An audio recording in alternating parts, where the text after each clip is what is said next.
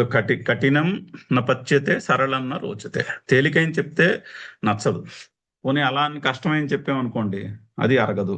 So అలాగా ఇక్కడ చెప్తున్నటువంటి సూచనలు అయితే చాలా తేలిగ్గా అర్థం చేసుకోగలిగితే సూచనలు, కానీ మనకు చాలా మందికి అలా చెప్తే నచ్చదు, అంతేనా అనిపిస్తుంది. కానీ ఇక్కడ చెప్పే సూచనలు మాత్రం అలా ఉన్నాయి. సో ఈ క్షమాగుణం ఎక్కడ కనిపించినా అది పరమాత్మ యొక్క విభక్తి. నెక్స్ట్ సత్యం. సత్యము అంటే పలికే వాక్కుకి, సత్యవాక్యం యొక్క డెఫినేషన్ ఇస్తున్నారు శంకర్లు, చాలా చక్కని డెఫినేషన్. చూడండి, సత్యం యథా దృష్టస్య యథా శ్రుతస్య చ ఆత్మానుభవస్య పరబుద్ధి సంక్రాంతయే తథైవ ఉచ్చార్యమాణ వాక్ సత్యం ఉచ్యతే. సో సత్యం అంటే డెఫినేషన్ అది. యథా దృష్టస్య చూసినది చూసినట్టుగాను, యథా శ్రుతస్య విన్నది విన్నట్టుగాను, లేదా ఆత్మానుభవస్య మన అనుభవంలోకి వచ్చినది వచ్చినట్టుగానే, దేని పరబుద్ధి సంక్రాంతయే అవతల మనిషికి అలాగే అర్థమయ్యాడు, ఉన్నది ఉన్నట్టుగా అర్థమయ్యేటట్టు. తథైవ ఉచ్చార్యమాణ వాక్, ఏదైతే వాక్యము చెప్పబడుతుందో అది సత్యము. అంటే మనం తెలుసుకున్నది తెలుసుకున్నట్టుగా అవతల మనిషికి అర్థమయ్యేటట్టు చెప్పే వాక్యము ఏదైతే ఉన్నదో అది సత్యము. అంటే కొంచెము సూక్ష్మంగా తెలుసుకోవాల్సినటువంటి డెఫినేషనే. మహాభారతంలో చాలా చక్కని ఎక్స్ప్లెనేషన్స్ ఉన్నాయి దీనికి. ఇక్కడ కూడా రాబోతోంది నెక్స్ట్. అనుద్వేగకరం వాక్యం సత్యం ప్రియహితం చ తత్, ఇక్కడే వస్తుంది, భగవద్గీతలో కూడా రాబోతాం. సో వాక్యం సత్యమై ఉండాలి. సత్యమైన వాక్యము మనం తెలుసుకున్న విషయము అవతల మనిషికి తెలుసుకున్నది తెలుసుకున్నట్టుగా అర్థమయ్యేటట్టు చెప్పాలి.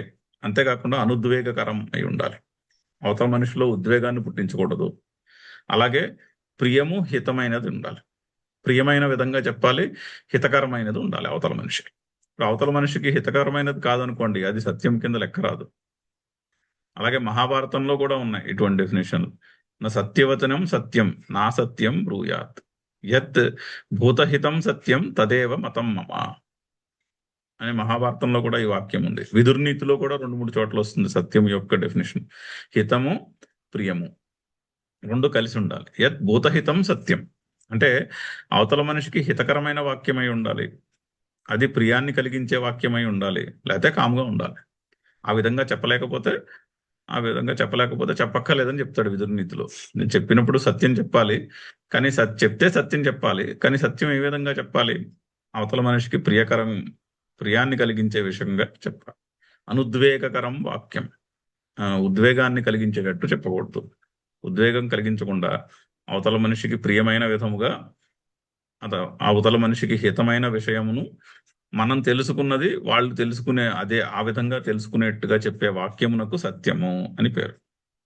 అయితే ఈ సత్యవాక్యం ఎక్కడైనా వినిపించింది అనుకోండి, ఎవరైనా సత్యం పలకడం మనము వింటే అది పరమాత్మ యొక్క విభూతి.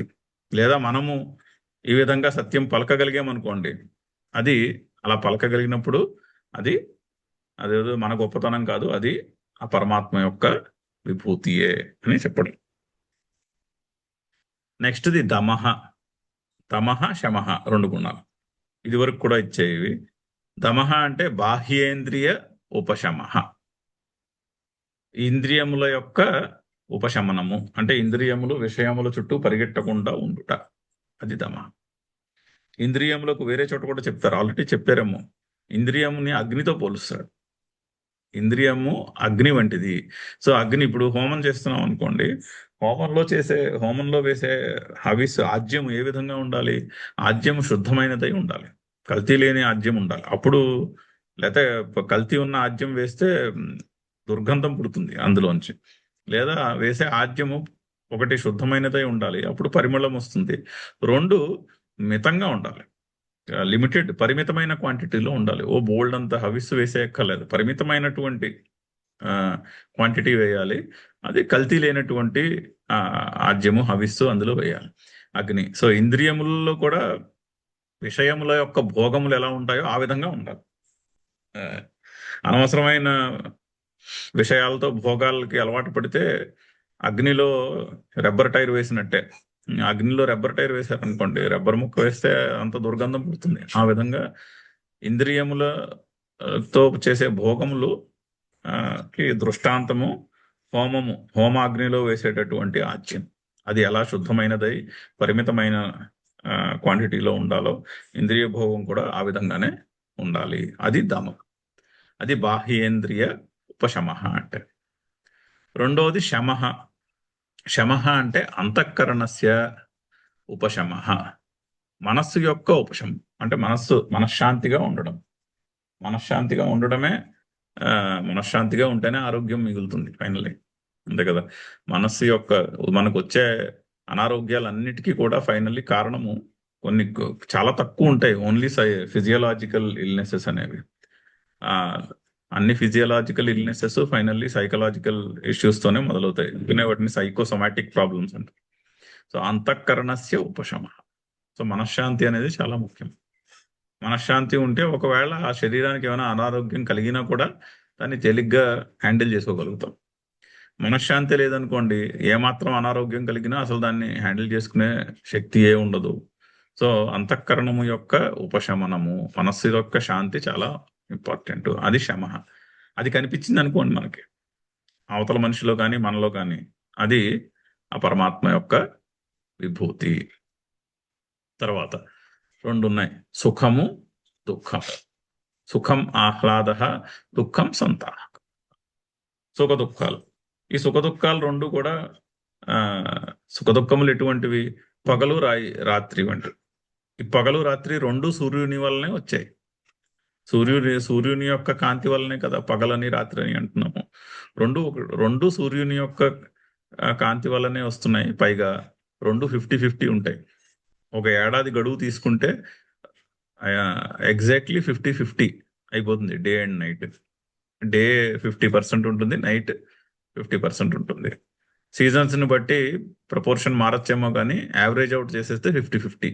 దాన్ని ఎవరు మార్చలేరు. మీరు ఏం చేసినా కూడా, మనం ఏం చేసినా కూడా దాన్ని మార్చలేము. సుఖ దుఃఖములు కూడా అటువంటివే.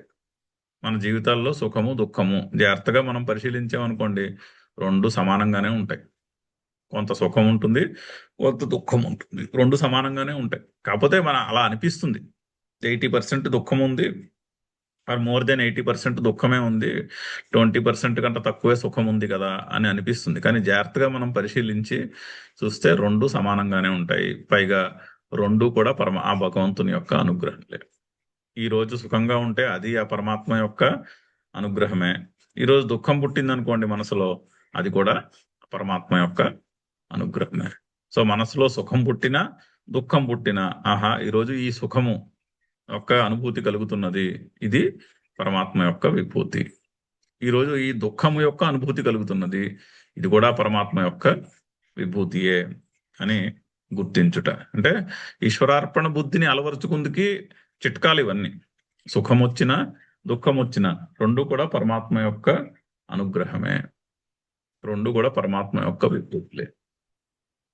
నెక్స్ట్ భవః అభావః. భవః ఉద్భవః, అభావః తద్విపర్యయః. భవః అంటే పుట్టడం, అభావః అంటే చనిపోవడం. జన్మ మృత్యువు రెండు కూడా ఈశ్వరుని యొక్క విభూతే. మనము సాధారణంగా ఎవరైనా పుట్టినప్పుడు దాన్ని పండగ కింద చేసుకుని చనిపోయినప్పుడు దుఃఖిస్తారు. అలా ఎందుకు చేయాలి? రెండు పరమాత్మ యొక్క అనుగ్రహంలే, రెండు కూడా పరమాత్మ యొక్క విభూతే. ఇప్పుడు కొత్తగా ఎవరైనా పుట్టారనుకోండి, సంతోషకరమైనటువంటి విషయము, ఆహా అది ఇంకొక జన్మ కలిగినది, అది ఆ పరమాత్మ యొక్క విభూతి. ఒకళ్ళు టైం అయిపోయి వెళ్ళిపోయారు అనుకోండి, అది కూడా పరమాత్మ యొక్క విభూతియే. ఎందుకంటే అది ప్రీ డిసైడెడ్, అది నేచర్, అది దాన్ని మనం ఏం చేయలేము, అది ప్రకృతి.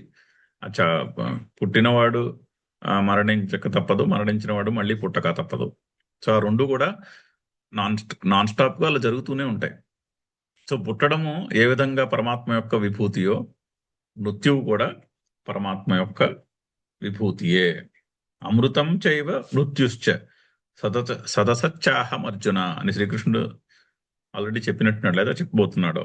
ఆ వాక్యం వస్తోంది ఎక్కడో. అమృతము మృత్యువు రెండు నేనే.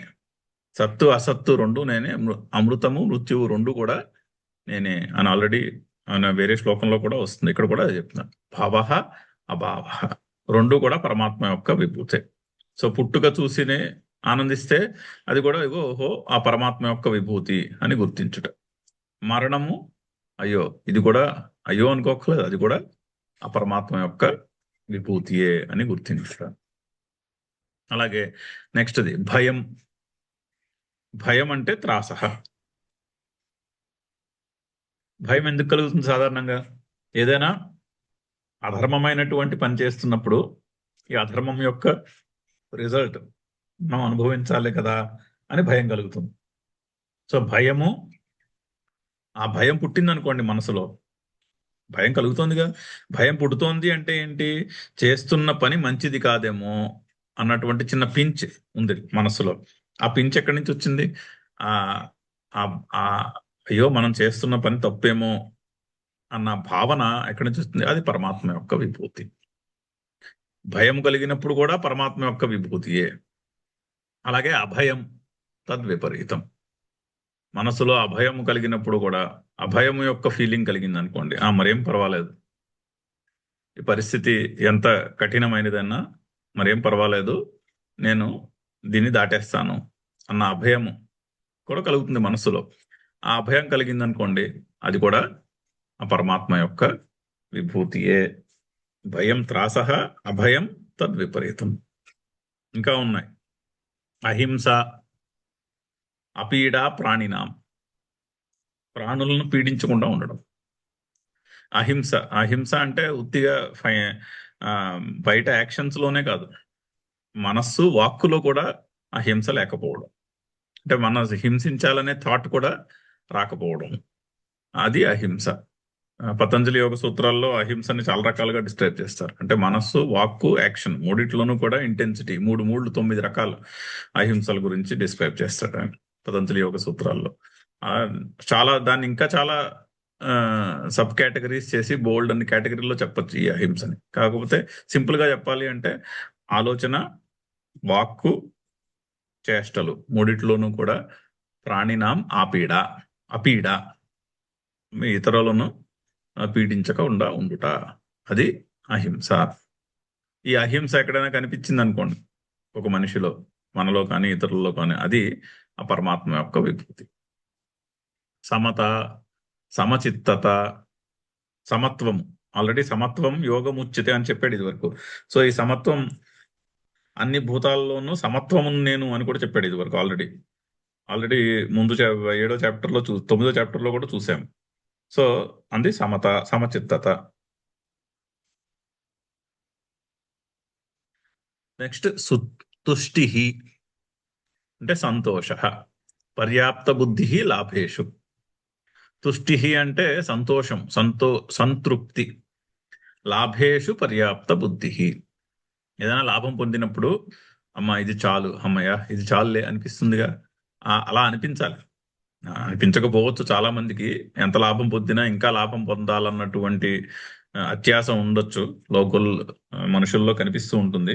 అలా లేకుండా ఉండుట, ఉన్నది అమ్మయ్య ఇది నాకు చాలులే అన్నటువంటి బుద్ధి. పర్యాప్త బుద్ధి లాభేషు, లాభేషు పర్యాప్త బుద్ధి తుష్టి. చాలా చక్కని డెఫినేషన్. తుష్టి అంటే లాభముల యందు పర్యాప్తి, ఇంకా చాలులే నాకు ఇది సరిపోతుంది అన్నటువంటి భావన ఏదైతే ఉంటుందో అది తుష్టి.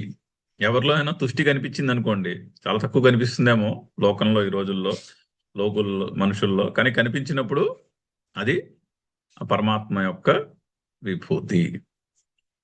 ఈ రోజుల్లో కనిపించదేమో, ఎందుకంటే ఇప్పుడంతా ఇన్స్టెంట్ గ్రాటిఫికేషన్, ఇన్స్టాగ్రామ్ కల్చర్. ఈ రోజుల్లో కనిపించకపోవచ్చు.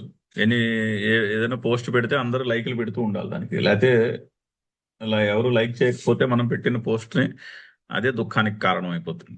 సో ఆ పర్యాప్త బుద్ధి అసలు లేదు ఈ రోజుల్లో. కన్స్యూమరిజం బాగా పెరిగిపోయి అసలు ఉండదు, అసలు కనిపించదు, చాలా తక్కువ కనిపిస్తుంది. కానీ కనిపించింది అనుకోండి ఎక్కడైనా, అమ్మా ఇది ఆ పరమాత్మ యొక్క విభూతి. మనకే అలా అనిపించింది అనుకోండి, ఆ సంతృప్తి కలిగింది అనుకోండి ఓ రోజు ఏదో విషయంలో, ఆహా ఇది ఆ పరమాత్మ యొక్క విభూతి. నెక్స్ట్ అది తపః, ఇంద్రియ సంయమ పూర్వకం శరీర పీడనం. అంటే శరీరానికి వచ్చే కష్టాన్ని ఇంద్రియ సంయమ అంటే సారీ, ఇంద్రియములను సంయమనము చేసుకుని శరీరానికి వచ్చిన కష్టాలని భరించుట. అంతే కదా. ఇప్పుడు డైటింగ్ చేయాలనుకోండి, అదో తపస్సు. ఎందుకంటే మనకి రుచికరమైన పదార్థాలు తినడం మానేయాల్సి వస్తుంది. సో రుచికరమైన పదార్థాలు తినడం మానేయాలి, హై క్యాలరీ హై టేస్ట్ ఉన్నటువంటి వస్తువులు తినడం మానేసేయాలి, పదార్థములు తినడం మానేసేయాలనుకోండి, ఆ జిహ్వేంద్రియం మీద సంయమనం ఉండాలి, దాని మీద కంట్రోల్ ఉండాలి. సో ఇంద్రియ సంయమ పూర్వకం శరీర పీడనం. అది ఆ టైంలో కొంచెం కష్టంగా అనిపించవచ్చు, అలా కనిపిస్తూ ఉంటుంది స్వీట్, కానీ దాన్ని తినకూడదని తెలిసినప్పుడు తినకుండా ఉండగలగాలి. ఆ టైంలో అది కష్టం అనిపిస్తుంది, కానీ ఆరోగ్యానికి అది మేలు చేస్తుంది కాబట్టి ఆ కష్టాన్ని ఆ టైంలో సహించుట. సో ఇంద్రియ సంయమ పూర్వకం శరీర పీడనం తపః, అది తపస్సు యొక్క డెఫినేషన్. ఇది కూడా ఈ రోజుల్లో చాలా తక్కువ కనిపిస్తుంది మనుషుల్లో, కానీ కనిపించింది అనుకోండి ఎక్కడైనా, లేదా మనలోనే ఆ గుణము బలపడుతోంది అనుకోండి, అది ఆ పరమాత్మ యొక్క విభూతి. నెక్స్ట్ దానం యథాశక్తి సంవిభాగ. మనకి యథాశక్తి ఇతరులకు ఏమైనా దానము చేయుట, వారి నుంచి తిరిగి ఏమి ఆశించకుండా ఇచ్చుట, అది దానం. అది యోగ్యమైన వాళ్ళకి, అవసరం ఉన్న వాళ్ళకి. అవసరం లేని వాళ్ళకి దానం చేసి ఏం లాభం ఉంది? అవసరం లేని వాళ్ళకి దానం చేయాల్సిన అవసరం లేదు, అవసరం ఉన్నవాడికి చేయాలి. అవసరం ఉన్న వాళ్ళకి యథాశక్తి మనము మన దగ్గర ఉన్నది పంచిపెట్టుట, అది దానము. ఆ దాన గుణము ఇది కూడా కనిపించదు ఈ రోజుల్లో చాలా చోట్ల. ఎక్కడైనా కనిపించింది అనుకోండి, అది ఆ పరమాత్మ యొక్క విభూతి. నెక్స్ట్ యశః అయశః. యశః అంటే ధర్మ నిమిత్త కీర్తి, అండ్ ధర్మమైనటువంటి పని చేసి కీర్తిని సంపాదించుకుంటా, అది యశ. ఎక్కడైనా కీర్తి కలిగింది అనుకోండి, అది యశ. ఓ మహాత్ములు ఉన్నారు, ఆయన చేసిన పనికి అందరూ ఆయన్ని కొనియాడుతున్నారు, అది ఆ పరమాత్మ యొక్క విభూతి. ఇప్పుడు గురుదేవులు లాంటి వాళ్ళు ఉన్నారు, వాళ్ళు చేసే పనులను చూసి అందరూ బాగా కొనియాడతారు, అది కీర్తి. ఆ ధర్మ నిమిత్త కీర్తి అంటే అటువంటి కీర్తి. ఆ కీర్తి కనిపించింది అనుకోండి ఎక్కడైనా, మహాత్ములు చాలా మంది ఉంటారు, మహాత్ములు వాళ్ళల్లో కనిపిస్తుంది, ఆ కనిపించినప్పుడు అది పరమాత్మ యొక్క విభూతియే. అంతేకాదు దాని ఆపోజిట్ కూడా అకీర్తి. అయశస్తు అధర్మ నిమిత్త అకీర్తి. ఎవరైనా అధర్మమైనటువంటి పని చేసి వాళ్ళు అకీర్తిని పొందారనుకోండి, అది కూడా పరమాత్మ యొక్క విభూతి. అలా కూడా ఉండదు ఈ రోజుల్లో. అధర్మమైన పని చేసిన వాళ్ళు గొప్ప గొప్ప వాళ్ళ బోళ్ళంత కీర్తి ఉంటుంది సొసైటీలో, అది పరమాత్మ యొక్క విభూతి కాదు. అధర్మమైనటువంటి పని చేసిన వాడికి అకీర్తి, ధర్మమైనటువంటి పని చేస్తున్న వాడికి కీర్తి కనిపించాయి అనుకోండి, అది పరమాత్మ యొక్క విభూతి. అది డిఫరెన్స్. అది చాలా మంది పెద్ద పెద్ద బిజినెస్ మెన్ వాళ్ళ బోళ్ళంత కీర్తి ఉంటుంది, కానీ వాళ్ళు ధర్మమైనటువంటి పనులు చేస్తున్నారో క్వశ్చనబుల్. ఆ క్వశ్చనబుల్ యాక్ట్స్ నుంచి కూడా బోళ్ళంత మందికి కీర్తి వస్తుంది, అది పరమాత్మ యొక్క విభూతి కాదు. ధర్మమైనటువంటి పని చేసినప్పుడు వచ్చే కీర్తి, అధర్మమైనటువంటి పని చేసినప్పుడు వచ్చే అకీర్తి, రెండు కూడా పరమాత్మ యొక్క విభూతులే. భవంతి భావాః యథోక్తాః బుద్ధ్యాదయః. ఈ బుద్ధి మొదలగు 20 భావాలు చెప్పారు. బుద్ధి నుంచి మొదలెట్టి అయశః తక, ఇవన్నీ కూడా భూతానాం ప్రాణినాం మత్త ఏవ ఈశ్వరాత్, ఈశ్వరుడినైనా నా నుండియే. పృథక్వితాః, రకరకాల భావాలు చెప్పారు, 20 చెప్పారు ఇక్కడ లిస్టు. నానావిధాః స్వకర్మానురూపేణ. సో ఇదంతా కూడా ఆ పరమాత్మ యొక్క స్వరూపమే, ఇదంతా పరమాత్మ యొక్క విభూతులే అని చెప్పుటలో అక్కడ తాత్పర్యము. చాలా చక్కని శ్లోకాలు రెండు కలిపి ఒకటే వాక్యము. ఆ పరమాత్మ యొక్క విభూతి, పరమాత్మ అంటే ఏమిటో అర్థం చేసుకోవాలంటే 20 సూచనలు. ఇవన్నీ ఎక్కడ కనిపించినా కూడా అది ఆ పరమాత్మ యొక్క విభూతియే, ఆ పరమాత్మను గుర్తించడానికి కావాల్సిన మనకి సూచనలే అని గుర్తించాలి. ఒక కథ ఉంది. ఒక ఆయన ఒక సత్సంగానికి వెళ్ళాడు. సత్సంగానికి వెళ్ళినప్పుడు ఆ సత్సంగం అయిపోయింది సత్సంగము, అందరూ వెళ్ళిపోయాడు, కానీ ఇతను మిగిలిపోయి మిగిలిపోతే గురువు గారు అడిగారు, ఎందుకు మహాత్ముడు అడిగారు, ఎందుకున్నావు ఇక్కడ, ఎందుకున్నావు ఇక్కడ ఉంటే, నాకు మీరు ఈశ్వరుని యొక్క దర్శనము కలిగించాలి, అప్పుడే నేను ఇక్కడి నుంచి వెళ్తాను అంటే ఆయన ఏం మాట్లాడలేదు. ఆయన అతన్ని అక్కడ అలా వదిలేసి ఆ, ఆయన వెళ్ళిపోయి ఆయన భోజనం చేసి పడుకున్నాడు. పడుకుని పొద్దున్న లేచాడు. పొద్దున్న లేస్తే ఇంకా ఈ మనిషి ఇక్కడే వాకిట్లోనే కూర్చుని ఉన్నాడు. ఇంకా ఎందుకు ఇక్కడే ఉన్నామంటే, నాకు మీరు ఈశ్వరుని యొక్క దర్శనము కలిగిస్తేనే గాని నేను ఇక్కడి నుంచి కదలను. ఆయన ఏం మాట్లాడలేదు. ఆ రోజు కూడా అలాగే వదిలేశాడు. ఆ రోజు కూడా రోజంతా ఆయన అక్కడ కూర్చున్నాడు ఆ మనిషి. ఆ రోజు కూడా ఈయన పడుకుని మొన్నటి పొద్దున్న మళ్ళీ లేచి ఇంకా అక్కడే ఉన్నాడు. ఇంకా అక్కడంటే, ఇంకా ఎందుకు వెళ్ళలేదు ఇక్కడి నుంచి అంటే, మీరు నాకు ఈశ్వరుని యొక్క దర్శనము కలిగిస్తేనే గాని నేను ఇక్కడి నుంచి వెళ్ళను. సరే, ఒక కర్ర ఇచ్చుకుని అతన్ని కొంచెం దూరం నడిపించుకెళ్ళి ఒక అశ్వత్థ వృక్షం దగ్గరికి తీసుకెళ్ళాడు. తీసుకెళ్ళి, ఇదిగో చూడు పరమాత్మ, నువ్వు భగవద్గీత చదివాను. అక్కడ ఏం చెప్పాడు కృష్ణుడు, వృక్షంలో అశ్వత్థ వృక్షము నేను అని చెప్పాడు కదా. అవును చెప్పాడు. అయితే ఇదే మరి పరమాత్మ. మరి కనిపించడానికి ఈశ్వరుడు అంటే కనిపించలేదా? ఆ కర్రతో ఒకటేసి మళ్ళీ గుర్తు తెచ్చుకో శ్లోకం. ఏం చెప్పాడు శ్రీకృష్ణుడు? వృక్షాల్లో అశ్వత్థ వృక్షం నేనని చెప్పాడు. చెప్పాడా? అవును. మరి ఇదిగో పరమాత్మ, ఇదే ఈశ్వరుని యొక్క దర్శనము. ఇంకా సరే, నువ్వు ఇంటికి వెళ్ళానే అని నడిపాడు. ఆ వ్యక్తి ఆలోచించి అందులో ఈశ్వరుని దర్శించి అతను ఆనందించి వెళ్ళాడు. సో అలాగా ఈశ్వరుని యొక్క ఎక్స్పీరియన్స్ కావాలంటే ఎక్కడికో వెళ్ళక్కర్లేదు. పరమాత్మ యొక్క అనుభవం ఇందాక చెప్పినట్టు సరళం అంటే సరళం న రోచతే, కఠినం న పచ్యతే. ఇప్పుడు నిజంగా కష్టం, ఇప్పుడు నిజంగా సూర్యుడిని చూడాలనుకోండి, నిజంగా సూర్యుడు మన దగ్గరికి వచ్చేస్తే మనం మిగులుతామండి. నిజంగా సూర్యుడు ఆకాశం నుంచి దిగి వచ్చేసాడే అనుకోండి, ఆ వేడికి మనం హారత కర్పూరంలో ఆవిరైపోతాం. దగ్గరికి వెళ్తే ఉండలేం కదా. దూరంగా ఉంటే బాగుంది. అగో అక్కడ అంత దూరంలో ఉన్న సూర్యమండలం చూసి, ఆహా, ఆ పవర్ అసలు అక్కడ ఆ వెలుగు చూసారా, అది ఎంతటి ఆ ఆ శక్తిని చూడండి, అదే పరమాత్మ యొక్క విభూతి అని చూసి గుర్తించుటే ఎంతో. సన్ రైజ్ చూసి, ఆహా ఎంత బాగుంది, ఇదే పరమాత్మ యొక్క విభూతి అనుకోవడం చాలా తేలిక. నిజంగా దగ్గరికి వచ్చింది అనుకోండి, అక్కడ మనం చేసేది ఏమి ఉండదు, అక్కడ మనం ఉండం అసలు. సో అలాగా కఠినంన పచ్యతే, సరళంన రోచతే. అలా కాకుండా ఇవన్నీ సరళమైనటువంటి విషయాలు గానే చెప్తున్నాడు అక్కడ శ్రీకృష్ణుడు. చెప్పి చూసి వాటిని పరిశీలించి, ఓహో, పరమాత్మ యొక్క అనుభవం పొందాలి అంటే విభూతులు గుర్తించి, ఆ విభూతులు ఎక్కడ కనిపించినా కూడా ఇగో ఇది ఆ ఈశ్వరుని యొక్క విభూతి అని గుర్తిస్తే అది సాధనకు చాలా తేలిగ్గా ఉపయోగపడుతుంది. చదుదాం శ్లోకం ఒకసారి. బుద్ధిర్జ్ఞానమసమ్మోహ క్షమా సత్యం తమఃశమః సుఖం దుఃఖం భవో భావో భయం చాభయమేవ చ అహింసా సమతా తుష్టిః తపోదానం యశో యశః భవంతి భావా భూతానాం మత్త ఏవ పృథక్విదాః. ఓం పూర్ణమదః పూర్ణమిదం పూర్ణాత్ పూర్ణముదచ్యతే పూర్ణస్య పూర్ణమాదాయ పూర్ణమేవావశిష్యతే. ఓం శాంతి శాంతి శాంతి. హరి ఓం.